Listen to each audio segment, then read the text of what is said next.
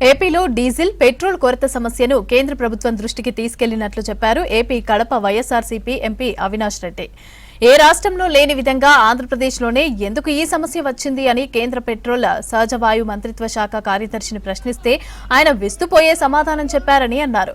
ఇంధన కొరతకు కారణం కూటమి ప్రభుత్వం తీసుకున్న ఒక అనాలోచిత నిర్ణయమని ఆయన చెప్పినట్లు తెలిపారు అవినాష్ రెడ్డి. గడిచిన కొన్ని రోజులుగా ఆంధ్రప్రదేశ్ రాష్ట్రంలో డీజిల్ కొరత, పెట్రోల్ కొరత తీవ్ర స్థాయిలో ఉంది. ఈ నేపథ్యంలో ప్రజలు, ముఖ్యంగా రైతులు కావచ్చు, ఉద్యోగులు కావచ్చు, అన్ని రకాల వీళ్ళు వాళ్ళని తేడా లేకుండా అన్ని వర్గాల ప్రజలు కూడా ఈ డీజిల్ పెట్రోల్ క్రైసిస్ వలన గడిచిన కొన్ని రోజులుగా తీవ్రంగా ఇబ్బంది పడుతూ ఉన్నారు. మరి మా నాయకుడు జగన్మోహన్ రెడ్డి గారి ఆదేశానుసారం ఇవాళ ఢిల్లీలో కేంద్ర ప్రభుత్వానికి సంబంధించిన petroleum and natural gas secretary Neeraj Mittal గారిని కలవడం జరిగింది.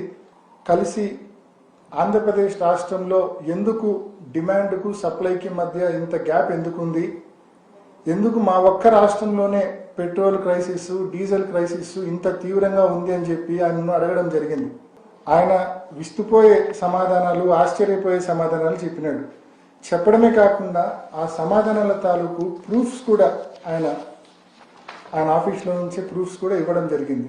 ఆంధ్ర రాష్ట్రంలో కమిషనర్ సివిల్ సప్లైస్ ఎవరైతే ఉన్నారో, కమిషనర్ సివిల్ సప్లైస్ ఆయిల్ కంపెనీస్కు రాశారు. ఏమని రాశారంటే, కమర్షియల్ డీజిల్, బల్క్ డీజిల్ ఏదైతే ఉందో ఆ బల్క్ డీజిల్ను సాధారణ ప్రజలు పట్టుకునే పెట్రోల్ బంకుల్లో, అంటే రీటైల్ అవుట్లెట్లలో అమ్మండి అని చెప్పి ఒక సర్క్యులర్ ఇష్యూ చేసినాడు. ఆల్ ఆయిల్ కంపెనీస్కు ఒక సర్క్యులర్ ఇష్యూ చేశారు కమిషనర్ సివిల్ సప్లైస్. ఎంత బాధ్యత రాహిత్యము! వేరాజ్ ఈ commercial diesel, bulk diesel cost పెరిగి ఈరోజు 153 రూపాయలు ఉంది. సో ఈ బల్క్ బయర్స్, కమర్షియల్ బయర్స్ ఎవరైతే కమర్షియల్ డీజిల్ వాడతారో వాళ్ళకి అడ్వాంటేజ్ ఇవ్వడం కోసము ఈ ప్రభుత్వము, ఆంధ్రప్రదేశ్ ప్రభుత్వము ఈ మాదిరి అన్ని ఆయిల్ కంపెనీలకు సర్క్యులర్ జారీ చేసింది. కమర్షియల్ డీజిల్ను బల్క్ బయర్స్కు కూడా డీజిల్ రీటైల్ అవుట్లెట్లలో 98 రూపాయలకి ఇవ్వండి అని చెప్పి సర్క్యులర్ రాసింది. ఒక్కసారి వాళ్ళు వస్తే ఒక్కొక్కడు 5,000 లీటర్లు 10,000 లీటర్లు డీజిల్ పట్టుకొని పోతాడు. ఇంకా ఏం తట్టుకుంటాయండి ఆ రీటైల్ అవుట్లెట్లు? ఇంకా సాధారణ ప్రజలకు డీజిల్ ఎక్కడి నుంచి వస్తుందండి?